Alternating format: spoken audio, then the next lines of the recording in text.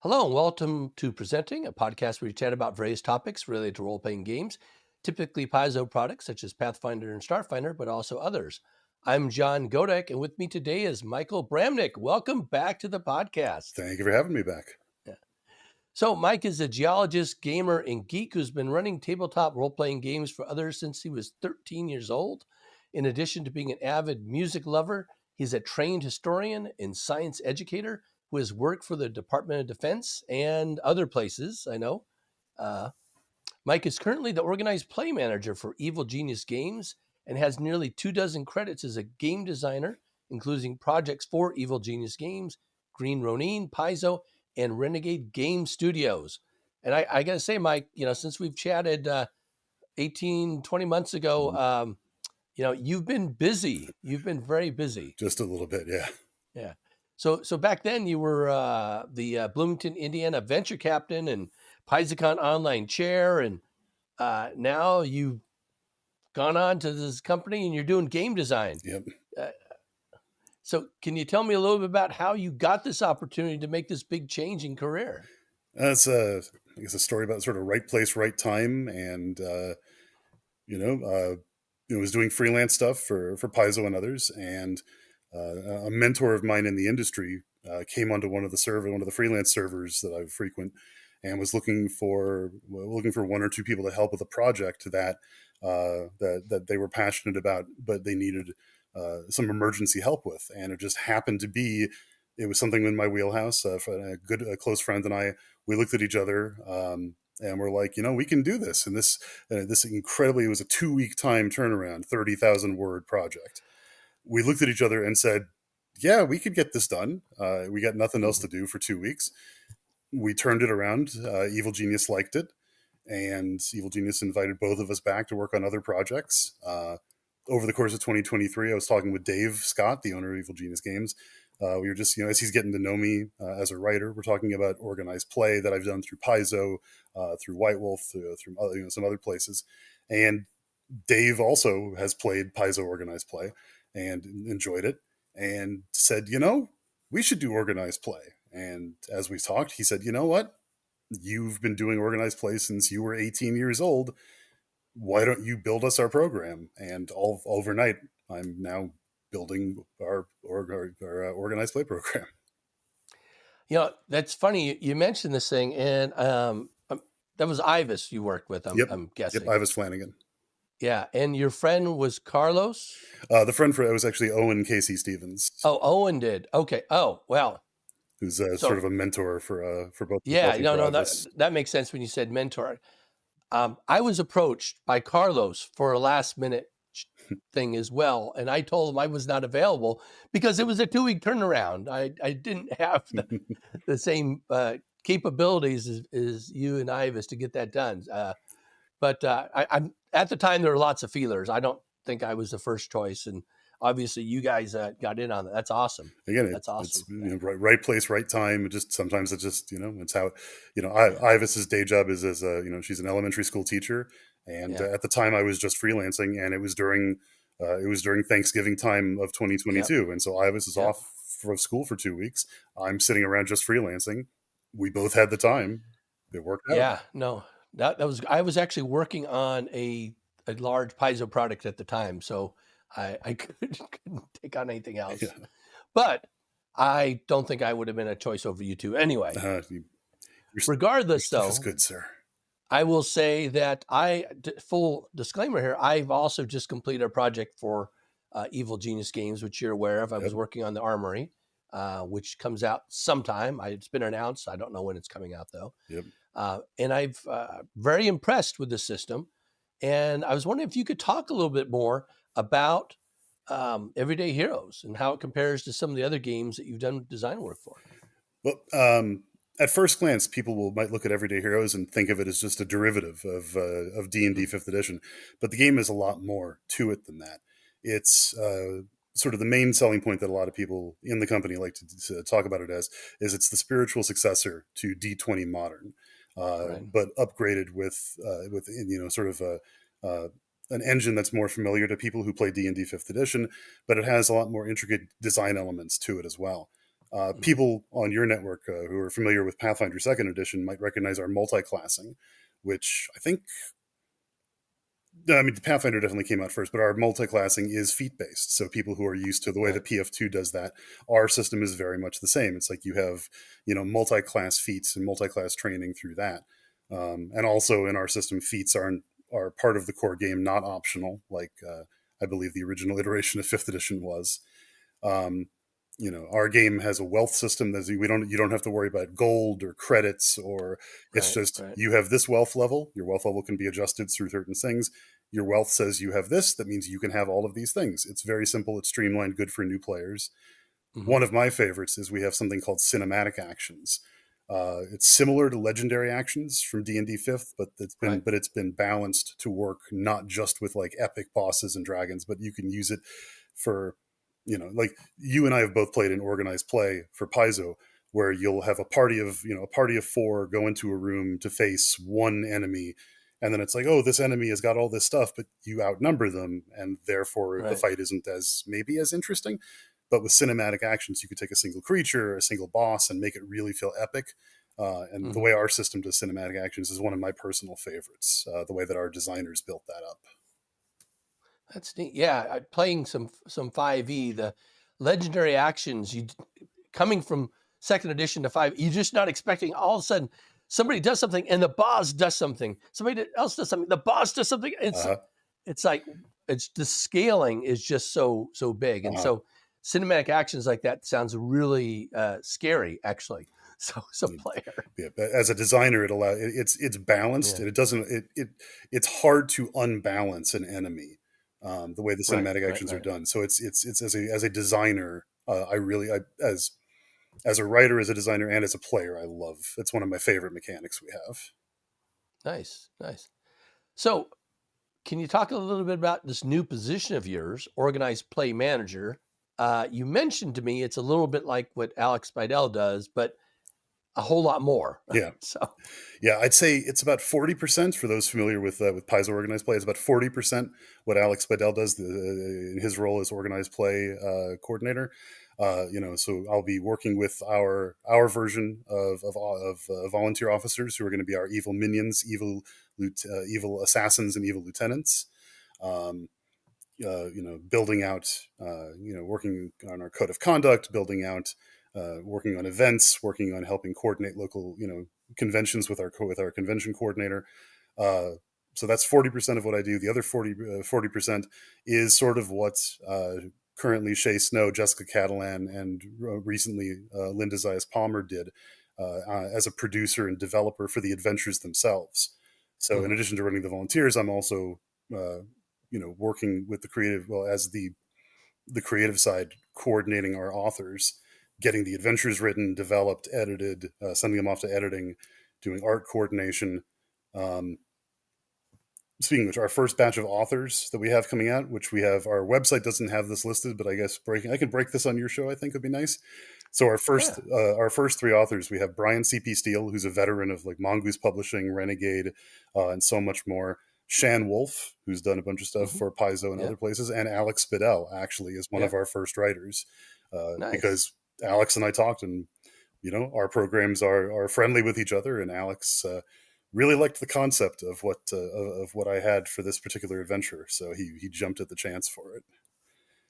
And then Yeah, the rest of my job is sort of catch as catch can. I advise the tech team on our organized play app called Everyday Heroes Dispatch. I advise Ivis, who's our convention coordinator. I help write contracts. I do a little bit of everything connected to the program. yeah. So you mentioned the app, and I wasn't sure if that was public knowledge yet. That seems to me, having gone through a lot of Paiza organized play, this seems to me a real game changer. Can you talk about the app because it is like so cool? And can you talk about? I know where it's at, but can you tell me where it's at too, or As tell our audience where it's at? At time of recording, we are starting our beta test, our closed beta test for the app with a few game stores this coming weekend. Um, by the time we launch, our app will have a game finder. So anyone who creates a game in the app, you'll be able to go onto the app uh, either through your IP address or through location services on your phone or on your computer, because it's a web app, so it'll work on both. You don't have to download any software or anything. it'll tell you where the closest games are to you. Or if a friend sends you a link, it'll be like, oh, here's this game. You can, there's no character builder yet, but that's coming. You can register a character. It'll automatically keep track of your experience points and your levels for you, so you don't have to you don't have to log into a website or keep track of pieces of paper. The games you play will automatically level your character up for you. Um, so you'll see what your level is, how far you are to your next level. It'll let you join games. You can see who the GM is, who's playing, what characters they're playing, what classes they are, which will help with GM prep. It'll have a QR code, so when you arrive at game, you can check in for that game. The GM will be able to start a game on the app, and then it'll have a time counter, so you'll be able to see how long the game is, which is data we're going to use for future GMs. Hmm. So if the GM is like, "Oh, I want to run a game, but I only have like 3 hours," a GM can browse our game catalog in the future and say, "Oh, this one runs in 2 hours. This one runs in 4 hours." Looking at actual data from our games. When the game's over, the GM will click end game. The GM will answer a couple of questions like, did the characters, achieve this goal? Did they achieve this goal? And then the GM will say done. The players will get a chance to rate the game. And, the at the moment it'll just send that to, here's how many milestone points players got. Instead of experience points, we have milestone points. Our base game doesn't use experience points, so we have a slightly different system for that. In the future, as the app gets further developed, you'll actually get the rewards from the adventure sent directly to the app. So you'll just have everything on your account. Wow. Paper, if you want it, and if you want to print it up, you'll be able to Yeah. print it up. But if you want to go Yeah. paperless, you can just have it paperless from day one. I have folders and folders and folders of character sheets Me and all too. that stuff. And it's like Me too. that, that when people are spitballing what this thing can do, I'm thinking, man, this is a dream scenario. There's no way this is going to happen. And now it's in beta test. That is just phenomenal to me. And our and our As a player, as a GM, as an organizer, it's like it removes so many layers of bureaucracy.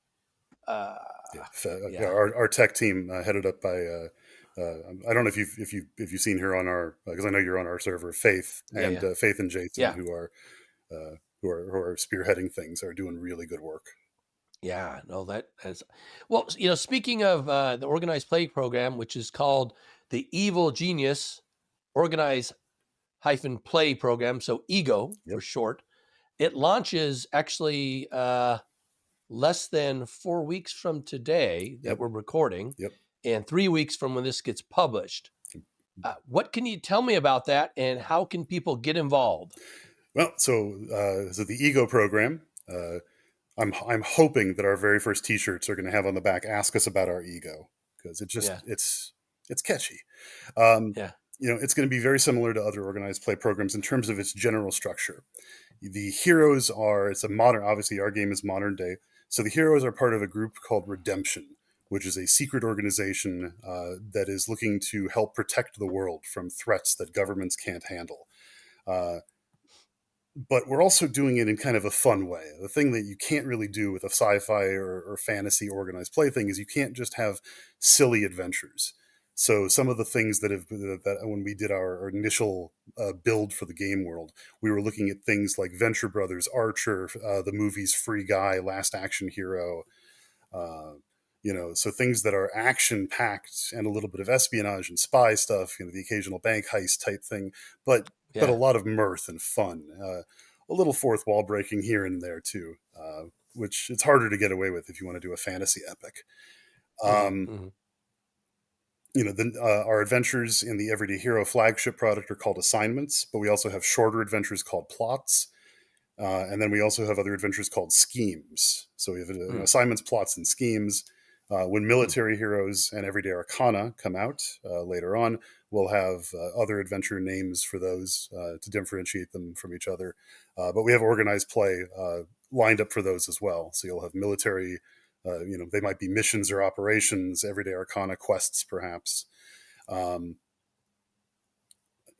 and players will be able to, as they, if players pick up our books or our products, such as the Vault, our cinematic adventures, which are going to be renamed to cinematic source books soon. or our bonus features, such as the agency files, such as the mysterious agent, which is totally not Men in Black.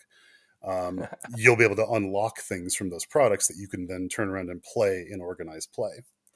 Mhm, mhm. Uh, which is similar to how some other programs work, but it's a thing people like, and that's what's one of our goals. Is we want people to play the game, have fun together, either with the same group every week, or you could end up with at a convention or an event with totally new people and get to meet them for the first time at the game table.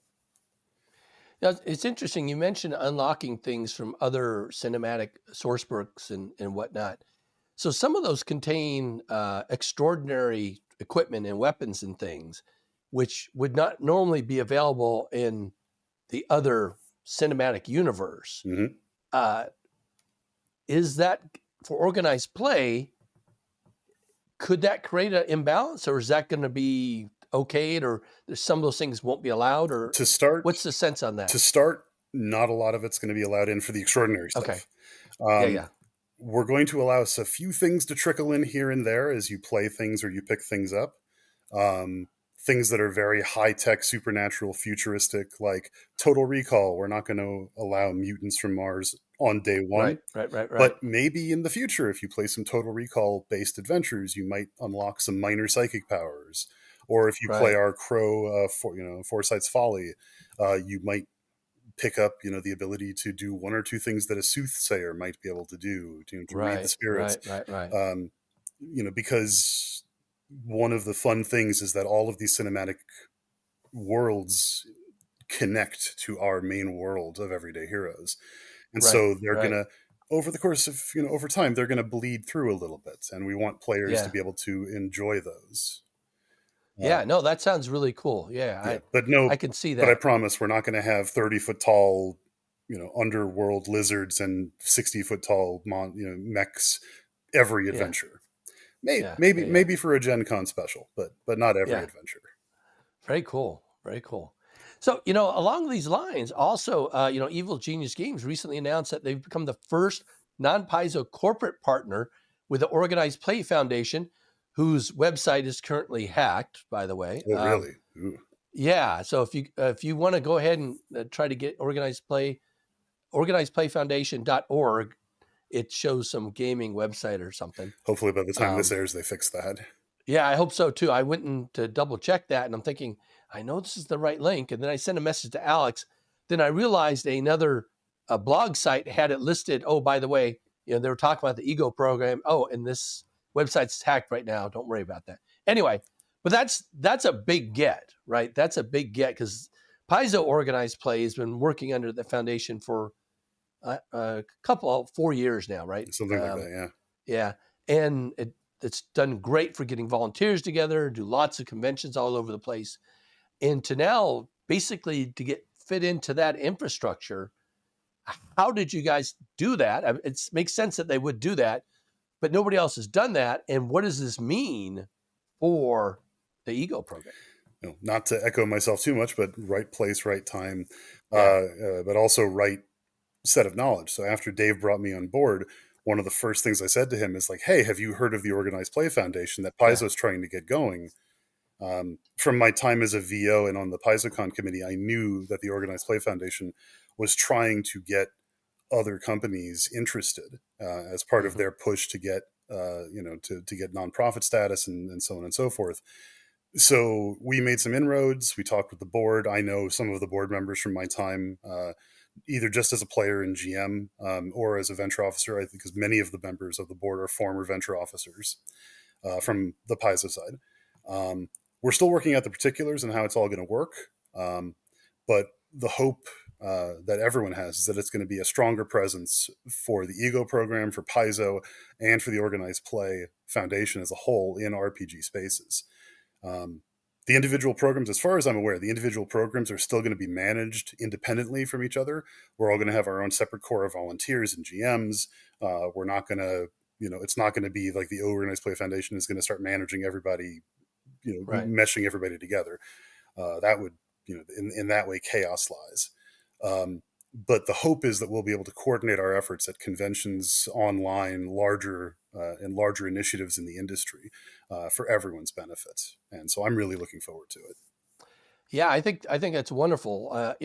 Given that Paizo was trying to kind of separate itself from the organized play system by creating this not-for-profit here, rather than it being directly under its own umbrella. I think it's great that finally another organization has been able to come in and be a part of it. And I'm just thinking of some of the synergies. So maybe you go to Gen Con and you want to run a couple games for Paizo and run a couple games for Evil Genius Games, and maybe you can get dual credit under the organized play program for room sharing or things. Maybe there's some synergies you can get that way as well. Who It's knows? possible. I mean, we might Yeah, maybe yeah, maybe the organized play association could leverage that to better, yeah, more advantageous room blocks for yeah. Because there's volunteers. more And of them and stuff. yeah, Yeah, there's yeah, a lot of possibilities, and that's what we're looking yeah. for.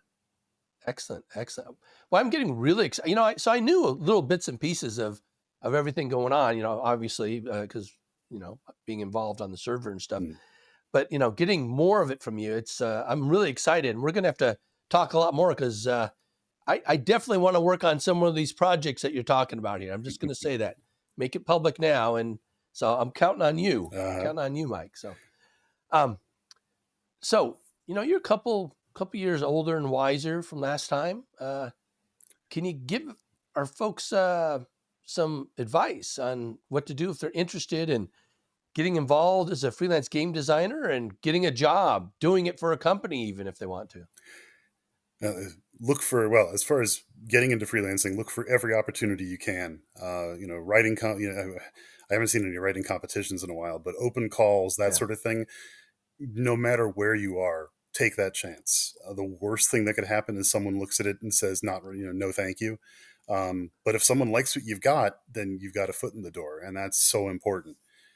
And as for the rest, it's going to sound cliche, but be yourself and be kind, Hmm. and be imaginative. Like, I'm not saying give away your ideas for free, but if someone asks for help, don't be afraid to give it. You never know when someone's going to turn around and say, "Hey, I need help with something." I mean, look at what happened to myself and by extension Ivis. Someone who was a mentor to both of us and needed help.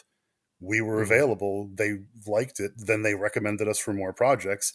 Fast forward, not even a full calendar year. I have a full time job in the industry. Ivis is, doing stuff with Evil Genius as well now. You know, and and so being kind and just being making connections in the industry and just being yourself can open doors in this industry that you can, more doors that you can in fact simply walk to pull that fun one. And if a door closes, a window will open. And if the window closes, if you're a creative person, you should, you're an RPG writer, you should imagine your way another way into that building, Yeah. or do what I did as a geologist and pick up a rock and throw it through the window. Because you know Wait. Is that why you're no longer a geologist? no Yeah. comments. All right. So Mike, what's next for you? What are some cool things you're working on that you can actually talk about here? Oh, that's always the key phrase, is what can I I talk know. I always got to say that second about. part. Uh-huh. Well, for me personally, I have a Pathfinder Society adventure myself that comes out at the end of Yeah. February. Um, Excellent. as part of the Equal Exchanges series. For Renegade, it's been announced, since the book has been announced. I can talk about that I was part of. I'm a contributor for the Transformers RPG Enigma of Combination that comes out at the middle end of Wow. April, Nice. um, which is a fun one that I got to work on with Brian Steele, which was really exciting. For Evil Genius, we have the Legendary bundle, so Pacific Rim, Hmm. Dominion of Iron, and Kong Isle of the Damned, that I got to work on as a co-producer, which should be out. I think it's going to be early summer. Due to some production stuff, it's been the date have been, forgive me, monkeyed around with a little bit. Um, but Is that a pun? me pun? Yeah. No, Okay. but and then of course, as I said, we have the Ego program, Yeah. which our normal launch date, our normal drop date every month is going to be the second Wednesday of every month. January, in order to make sure that our app, we're building the app and debugging it twice. 'Tis the holiday season, Yeah. so we're coming out in January 24th. Will be our first adventures. We'll have two of our plots, which are 1 to 2 hour long adventures. and two of our assignments, so 3 to 4 hour long adventures, will be coming out at the end of January. Wow. And as far That's as people who want to get involved, they can go to evilgeniusgames.com, and there's a link, a header at the top for organized play, and there are links from there on where people can sign up to get involved as a GM, as a minion, or just as a player. And I will add that right now, Humble Bundle is running a special for Evil Genius Games where you get all the cinematic source books and the core book Yep, for as little as I think it's it's $18. $18. Yep, Yeah, I recommend donating more if you can. yeah, of course. I didn't have copies of everything, so I went ahead and did that, even though I had some of it, right? And it's like that's a crazy good deal. And so if Yeah, you're interested in anything about getting involved, that's a tremendous amount of writing that's been done there. yeah. Uh, you mentioned the vault, which is really cool because it kind of collects all the equipment and feats and everything in one place. When does that come out? The Vault has already come out. It came out a Oh, little bit earlier this December. okay. Yeah, It's the Vault Rules Compendium Volume One, because yeah, we do intend to have more. yeah. Which, yeah, it's a compilation of the rules from each of the cinematic source books, plus some other things that didn't quite make it into the core rules or into some of the other cinematic source books. Hmm, hmm. Um, and it sort of it clarifies a few things. It makes a few of the rules elements our own. So you won't find Jaegers, but you'll find mechs, for Yeah, example, that sort of thing. yeah, yeah. I found that doing writing, I found that very useful to have a copy of. I didn't know it was already out available since I didn't even know it was announced. I never know. I don't pay attention to when these things are, so I always count on other people to know that information. So, all right, but that's it. That's another great source for Yeah. anybody who's interested. How can they reach you if they want to talk more specifically to Mike about all his great stuff? Oh, the best way to find me these days is probably Discord. Actually, Canis Dirus, is my Discord handle. You can find me on the Ego Program with no spaces or punctuation on Twitter. Is the best way to reach me on social media.